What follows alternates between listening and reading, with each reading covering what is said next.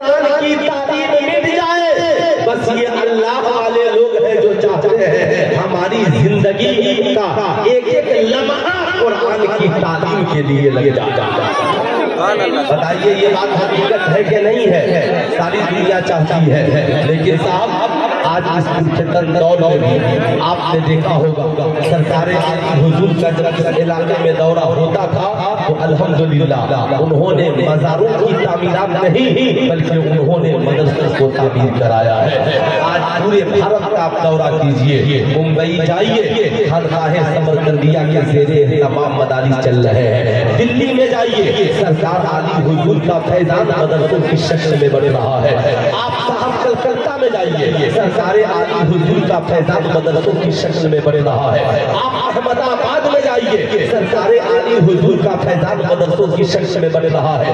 آپ کشن گنج، صاحب مالدہ، بنگال، پورے بھارت کا دورہ کیجئے۔ آخر میں پوچھنا چاہتا ہوں سرکار عالی حضور، آپ چاہتے تو جگہ جگہ صرف خانقاہیں بنتی، آپ چاہتے تو جگہ جگہ صرف عرس کی تقریبیں ہوتی، آپ چاہتے تو صرف چادروں پر زور دیا جاتا، مگر آج بھی سرکار عالی حضور کی غربت پر آواز آئے گی، ہم نے مساجد بنانے کو ترجیح نہیں دیا ہے، ہم نے اسلام کی تبلیغ کے لیے حافظ اور عالم بنانے کو ترجیح دیا ہے۔ یاد رکھیے گا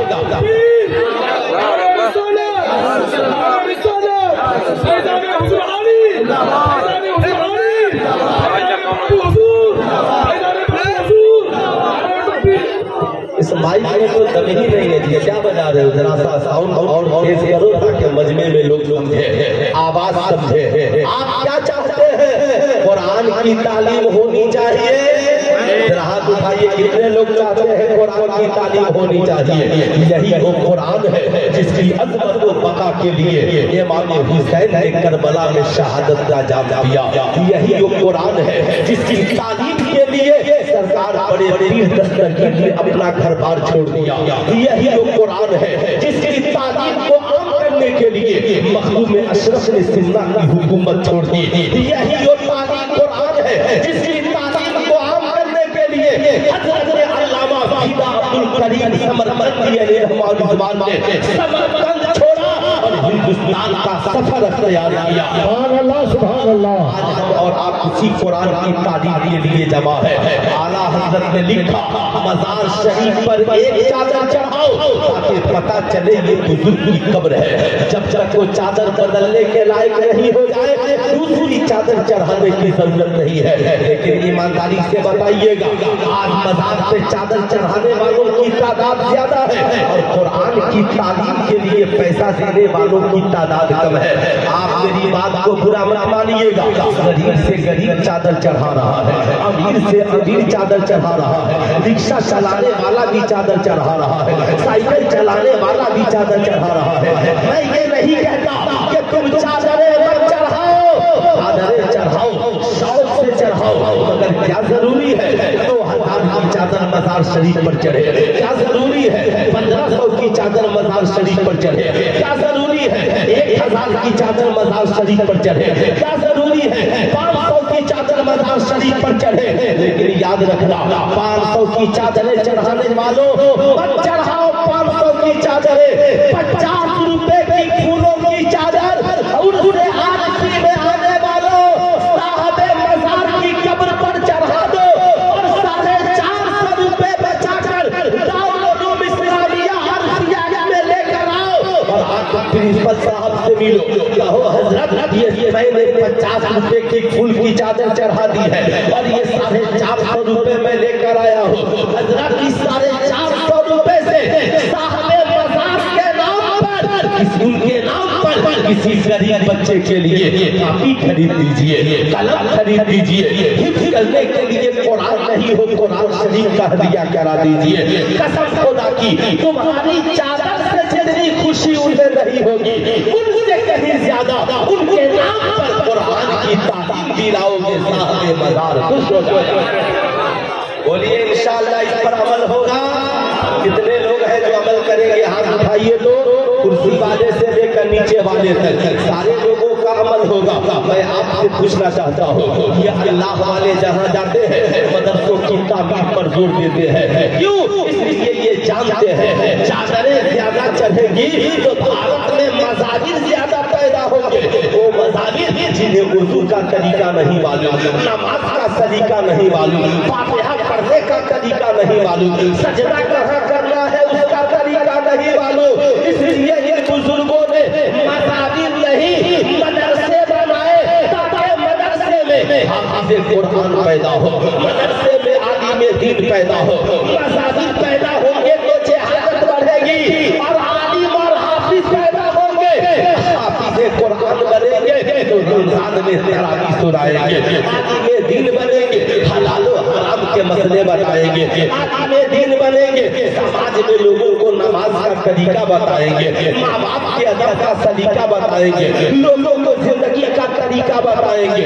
ایمانداری سے بتائیے گا دنیا میں کتابیں بہت ہیں مگر میں آپ سے پوچھنا چاہتا ہوں بتاؤ دنیا میں کوئی ایسی کتاب ہے پڑھوں میں ڈاکٹر آپ بن جاؤ, پڑھوں میں انجینئر آپ بن جاؤ, پڑھوں میں پروفیسر آپ بن جاؤ, پڑھوں میں ڈائریکٹر آپ بن جاؤ. آپ کہو گے نہیں مولانا جو میتھ کی کتاب پڑھے گا وہ میتھ کا جانکار بنے گا, جو انجینئر کی کتابیں پڑھے گا وہ انجینئر بنے گا, جو ڈاکٹر کی کتابیں پڑھے گا وہ ڈاکٹر بنے گا, جو پروفیسر کی کتابیں پڑھے گا وہ پروفیسر بنے گا. کوئی ایسی کتاب نہیں ہے پڑھوں میں اور فائدہ آپ کو ہو جائے. مگر قسم خدا کی آج جن بچوں کے سر پر سرکار بابو حضور نے اپنے ہاتھوں سے حفظ کا دستارِ زرعی رکھا ہے, اگر یہ بچے سیدھے دل سے باوضو ہو کر قرآن کی تلاوت کر کے ایک مسلمان نہیں, دو مسلمان نہیں, ایک ملک کے مسلمان نہیں, دو ملک کے مسلمان نہیں, اگر یہ حافظ قرآن صرف ایک سورت پڑھ کر اگر پوری دنیا کے مسلمان مرد اور عورتوں کے نام سے بخش دے اور ان کی بخشش کی دعا مان دے تو میرا عقیدہ ہے ایک حافظ قرآن کی تلاوت کی برکت سے اللہ تعالیٰ پوری دنیا کے مسلمان مرد اور عورتوں کی بخشش اور مغفرت کروا دے. سبحان اللہ. یہ حقیقت ہے کہ نہیں ہے؟ ارے بولیے ذرا ہاتھ اٹھا کر یہ حقیقت ہے, یہ حقیقت ہے.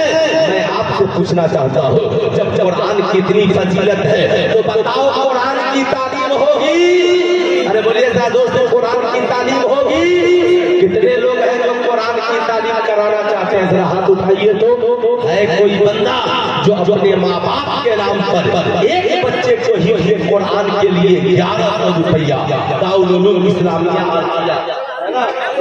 عارفیہ کے لیے دے دے ہے کوئی؟ سرکار بابو حضور کے ہاتھوں میں دیجئے. قسم خدا کی گواہی ان کی ہوگی.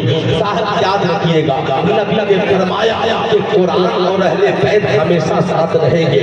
اہل بیت کو ادھر دیکھیے اور حافظ قرآن کو ادھر دیکھیے. ہے کوئی بندہ 10-20 والے بھی ملاقات کریے گا, ہو جاؤ بھائی ماشاءاللہ ماشاءاللہ. ہے کوئی نوجوان جو 100 روپے اپنے ماں باپ کے نام پر قرآن کی تعلیم کے لیے سرکار بابو مولانا شمیم صاحب قبلہ نے ہے نا اپنے والدین کے نام پہ 1100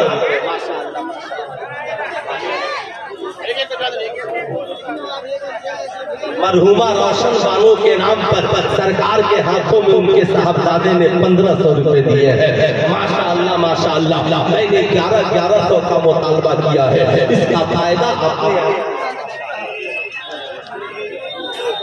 حافظ جابر صاحب نے سرکار کے ہاتھ